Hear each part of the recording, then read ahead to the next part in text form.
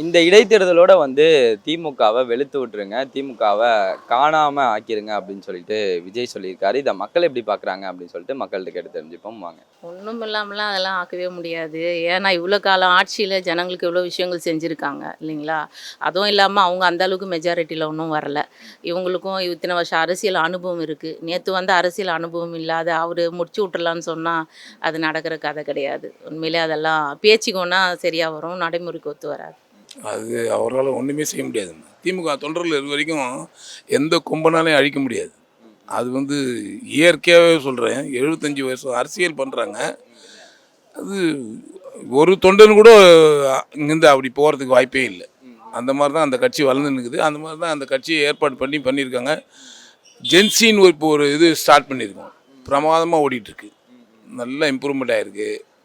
எங்கே போனாலும் கட்சியில் பற்றி இப்போ குறையே கிடையாது. அந்த கட்சியை அழிக்கணும்னு நினைக்கிறவங்களாம் இவங்க அழிஞ்சு போவாங்க தவிர அதை அழிக்க முடியாது. எவ்வளோ சொன்னான், நிறைய பேர் சொல்லிட்டு போயிருக்காங்க அழிக்கணுன்ட்டு. ஆனால் இதை அழிக்க முடியாது, கனவு ஒன்றும் அழிக்க முடியாது. பிஜேபியுடைய அதுதான், அது பிஜேபியுடைய கனவு. அது பிஜேபியுடைய கனவு. பிஜேபி வந்து எப்போவுமே திமுகவை என்ன வேணால் பண்ணி நான் பார்த்துக்கிறேன் பேக்ரவுண்டில். அது மேலிடத்துல இருந்து சப்போர்ட்டில் சொல்கிறாப்புல, நீ என்ன வேணால் எதிர் பண்ணு, அவங்கள என்ன செய்யணுமோ செய்யணும், அவங்க வீட்டுக்கு ரைடு கூட அனுப்பு. ஒரு ஸ்டேட்மெண்ட்டை ஒரு நாளைக்கு ஒரு முன் சொல்லினுக்கிறாங்க. டெய்லி ஒரு ஸ்டேட்மெண்ட்டை சொல்லியிருந்தா அப்புறம் ஒன்றுமே கிடையாது. ஏவா வேலை பற்றி சொன்னாங்க, அவர் ஒன்றுமே பண்ண முடியல. செந்தில் பாலாஜி பற்றி பேசுனாங்க, கோர்ட்டு ஜாமீன் கொடுத்துருச்சு. அப்புறம் என்ன பண்ண முடியும் அவங்களால? ஒன்றும் செய்ய முடியாதுல்ல. திமுக எப்படியுமே என்ன தோற்றத்தில் அழிக்கணும்னு ட்ரை பண்ண கூட முடியாது. அது எந்த விதத்துலையும் அழிக்க முடியாது. அது கட்சி எப்பவுமே ஸ்ட்ராங்காக நிற்காது. அதை பற்றி பிரச்சனையே கிடையாது. திமுக இடைத்தேர்தலில் அதெல்லாம் எதுவும் செய்ய முடியாது. ஏன்னு கேட்டிங்கன்னா, இத்தனை வருஷம் எடப்பாடி ஒன்றும் செய்யலை. அவங்க 45 சீட்டு வாங்கும்போது இத்தனை வருஷம் செஞ்சவங்க திமுக இடைத்தேர்தலை பார்த்து செய்ய மாட்டாங்களா? அதனால இதெல்லாம் வந்து ஒரு இதுதான், மித்து தான். திமுக ஒன்றுமே இல்லாமல் ஆக்கிடுவாங்க. அதெல்லாம் பண்ண முடியாது. அப்படிலாம் பண்ணவே சான்ஸே முடியாது. அதான் ஒன்றுமே பண்ணாதவங்களே 45 சீட்டு வாங்கும்போது பண்ணவங்களால வாங்க முடியாதா? அதாகப்பட்டது திமுக வந்து யாராலையும் அழிக்க முடியாது. அது எந்த கில்லாடியாலும் திமுகவை அழிக்க முடியாது. ஒன்றா மோதி பார்க்க சொல்லு, அழிச்சு பார்க்க சொல்லு. அது ஒன்றா மோதி பார்க்க சொல்லு, அழிச்சு பார்க்க சொல்லு. நான் எந்த காரணத்தை கொண்டு திமுகவை தொட்டாங்க அவங்க கட்டாங்க.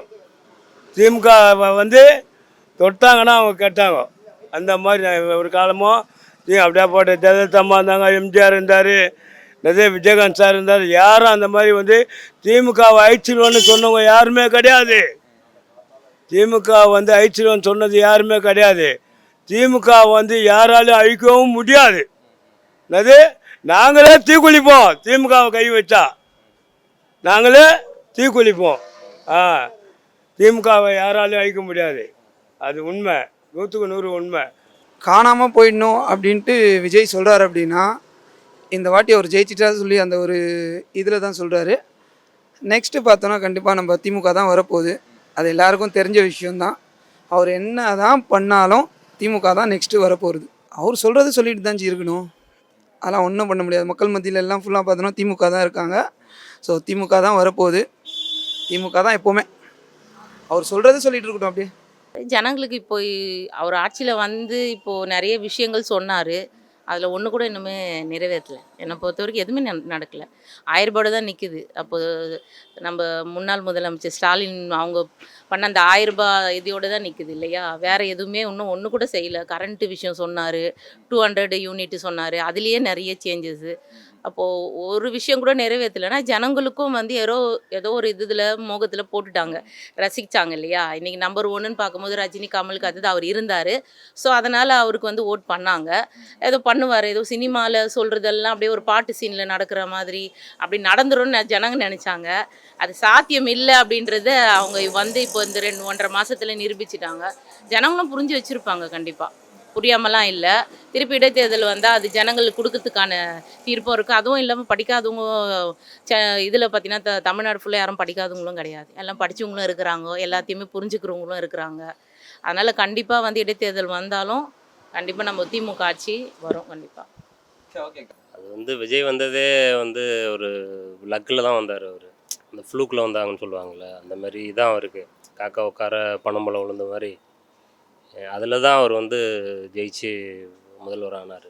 அதனால் அவர் சொல்கிறதெல்லாம் ஒரு பெருசாக எடுத்துக்க வேண்டிய அவசியம் இல்லை. திமுகங்கிறது ஒரு பெரிய ஆலமரம், அதை வந்து அவ்வளோ சீக்கிரம் யாராலையும் சாய்க்க முடியாது அப்படிங்கிறத வரலாற்றில் பல தடவை நிரூபிச்சிருக்கிறாங்க.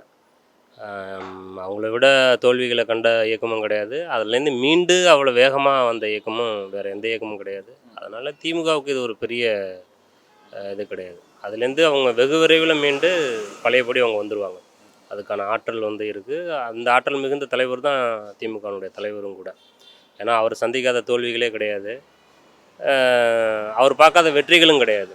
அதனால் தோல்வி வெற்றி ரெண்டையும் அவர் ஒரே மாதிரி தான் அவர் பார்ப்பார். அப்படி பார்க்கக்கூடிய ஆள் தான் அவர். அதுதான் கடந்த காலங்களும் சொல்லியிருக்குது. அதனால் வந்து டிஎம்கேக்கு வந்து இது வெற்றி தோல்விங்கிறது வந்து எப்போதுமே அவங்க வந்து அவங்கள பாதிக்காது. வெற்றி பெற்றால் சிறப்பாக செயல்படுவாங்க, தோல்வி அடைஞ்சால் அதை விட இன்னும் சிறப்பாக செயல்படுவாங்க அவங்க. அதுதான் அவங்க பாலிசி. அப்படி தான் அந்த தலைவர் கூட பேட்டிலையும் சொல்லியிருக்கிறாரு. தோல்வி அடைஞ்சிட்டா நீங்கள் எலெக்ஷன் வந்தப்போ கூட பார்த்துருக்கலாமே, தோற்ற உடனே அடுத்த நாளே மக்களை சந்திக்க போன ஒரே தலைவர் யாருன்னு பார்த்தீங்கன்னா அவர் தான். வேறு எந்த தலைவருமே போகல.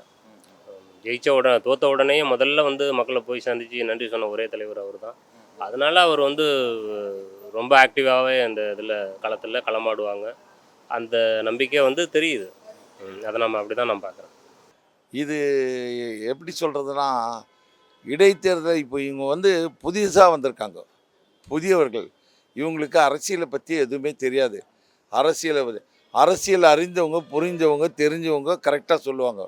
இவங்களுக்கு எதுவுமே தெரியாதனால தான் சொல்கிறேன், கிடைக்கக்கூடாதவங்களுக்கு ஒரு பதவி கிடைச்சிச்சு. அது எப்படி பயன்படுத்துறதுனே தெரில.